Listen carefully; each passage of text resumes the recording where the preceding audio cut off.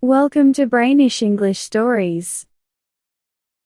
On the first day of spring, when the earth wakes up and turns green and the warm, sweet-smelling air touches our faces and fills our lungs, we feel a vague longing for freedom and happiness.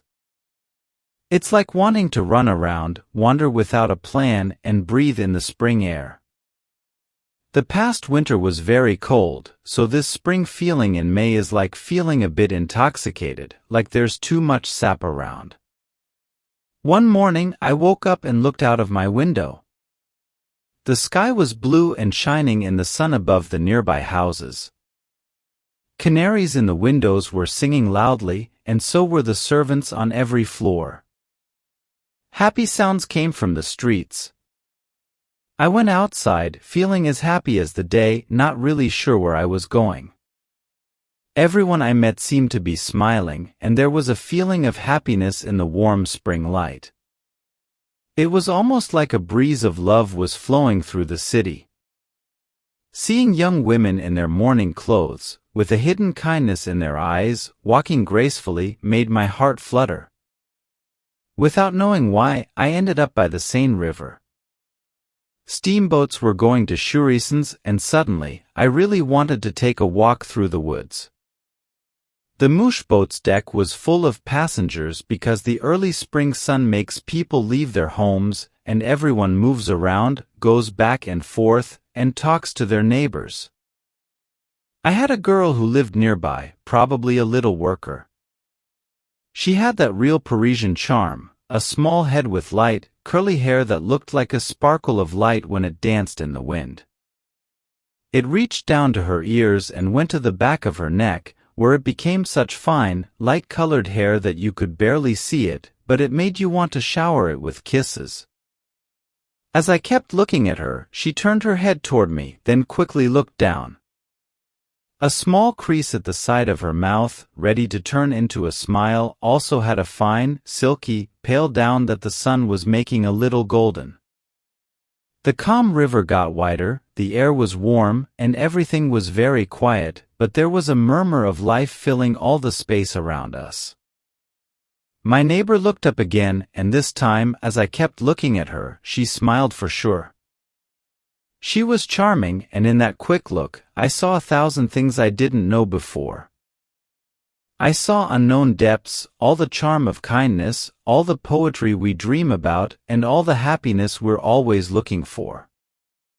I felt a crazy desire to open my arms and take her somewhere, so I could whisper sweet words of love into her ears. I was about to talk to her when someone tapped me on the shoulder. As I turned around, I saw a regular-looking man, not too young or too old, looking at me sadly. "I'd like to talk to you," he said. I made a face, which he probably noticed because he added, "It's important." So, I stood up and followed him to the other end of the boat.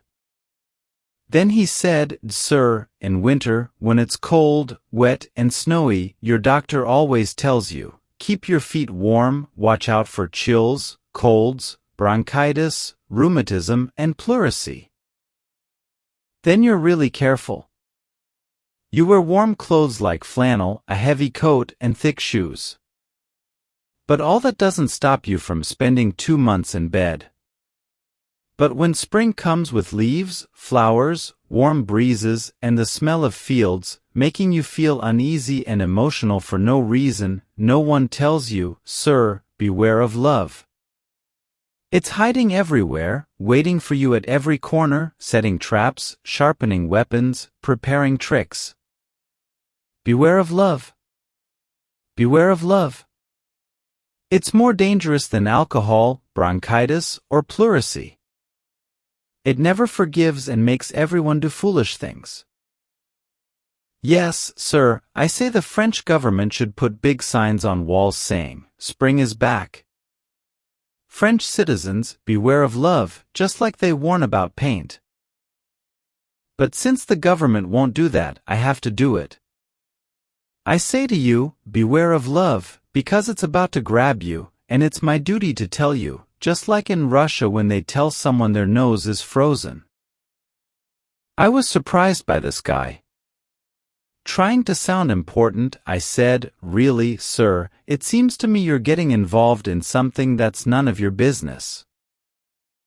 He moved abruptly and said, "Ah, sir. If I see someone about to drown in a dangerous place, should I let them perish?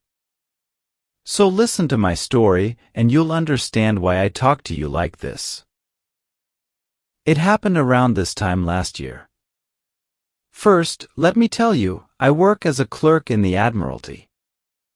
Our bosses, the commissioners, take their important roles seriously, wearing gold lace and treating us like sailors on a ship. Well, from my office, I could see a bit of blue sky and the swallows, and I felt like dancing among my papers. My desire for freedom became so strong that, despite not liking it, I went to see my boss, a short-tempered man always angry. When I told him I wasn't feeling well, he looked at me and said, "I don't believe it, sir, but go on. Do you think an office can function with clerks like you?"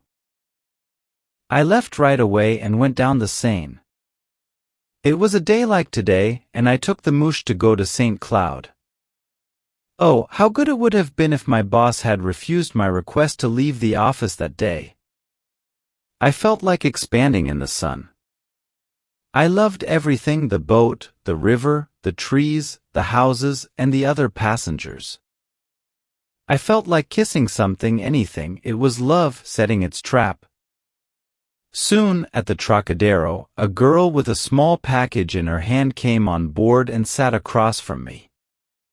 She was pretty, but, sir, it's surprising how much prettier women seem when the day is fine at the beginning of spring.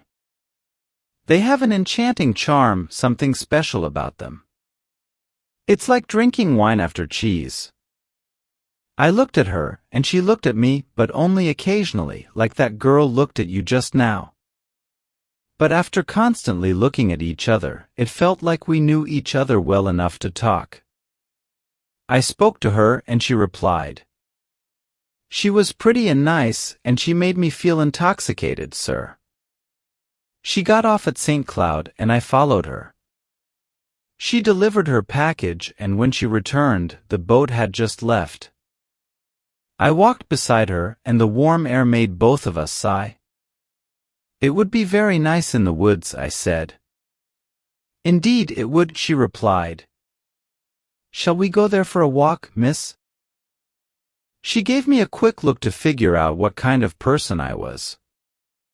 After a little pause, she agreed to my suggestion, and soon we were walking together in the woods. Under the still sparse leaves, the tall, thick, bright green grass was soaked in sunlight. The air was filled with insects also showing affection to each other, and birds were singing all around. My companion started jumping and running, excited by the country air and scent, and I ran and jumped, copying her. "We can be quite silly at times, sir." Then she sang freely all sorts of things, opera tunes and the musette song. The musette song felt so poetic to me, I almost got teary-eyed. Those silly songs can make us lose our minds. And believe me, never marry a woman who sings in the country, especially if she sings the musette song. She got tired soon and sat down on a grassy slope. I sat at her feet, holding her little hands marked by the needle, which moved me. I thought to myself, these are the sacred marks of hard work. Oh, sir, do you know what those sacred marks of hard work mean?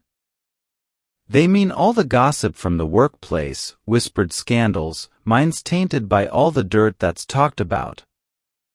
They mean lost purity, senseless chatter, all the misery of their everyday life, all the narrow-mindedness that comes with women from lower classes, all concentrated in the girl whose fingers bear the sacred marks of hard work.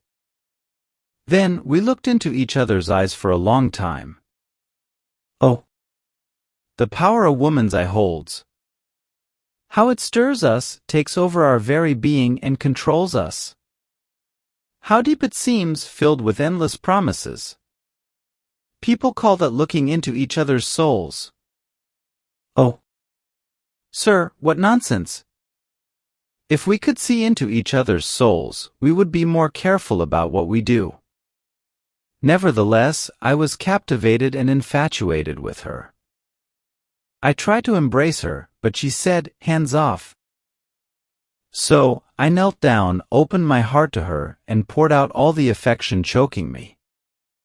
She seemed surprised by my change of mood and gave me a sidelong look, as if to say, "Ah. So, that's how women make a fool of you, old fellow. Very well, we shall see." In love, sir, we are always beginners, and women are clever dealers. Certainly, I could have had her, and I realized my own foolishness later. But what I wanted wasn't just a woman, it was love, it was the ideal. I was sentimental when I should have been more practical. As soon as she had enough of my affectionate declarations, she stood up and we went back to St. Cloud. I didn't leave her until we reached Paris, but she looked so sad on the way back that I finally asked her what was wrong. "I am thinking," she replied, "that this has been one of those rare days in life." My heart was beating so fast it felt like it would break my ribs. I saw her the next Sunday and every Sunday after that. I took her to Bougival, Saint-Germain, Maisons Laffitte, Poissy, every suburban spot for lovers. The little rascal, in return, pretended to love me until, in the end, I completely lost my mind, and 3 months later, I married her. What can you expect, sir, when a man is a clerk, living alone, with no family or anyone to advise him? You tell yourself, how sweet life would be with a wife.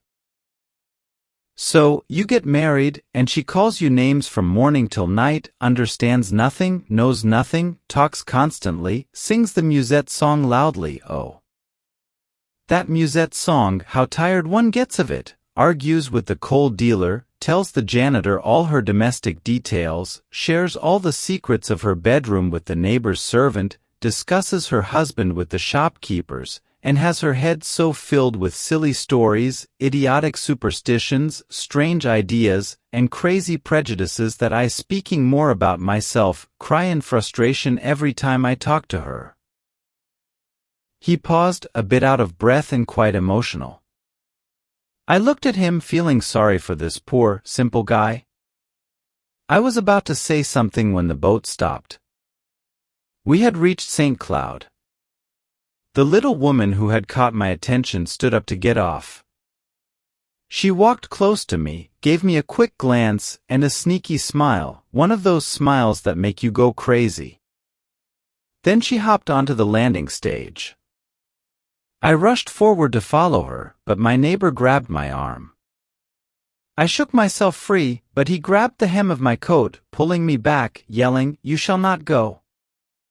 You shall not go," so loudly that everyone turned around and laughed. I stood there, angry and still, not daring to face scandal and mockery. The steamboat started. The little woman on the landing stage looked at me with a disappointed expression as I sailed away, while my troublemaker rubbed his hands and whispered to me, "You have to admit I did you a great favor."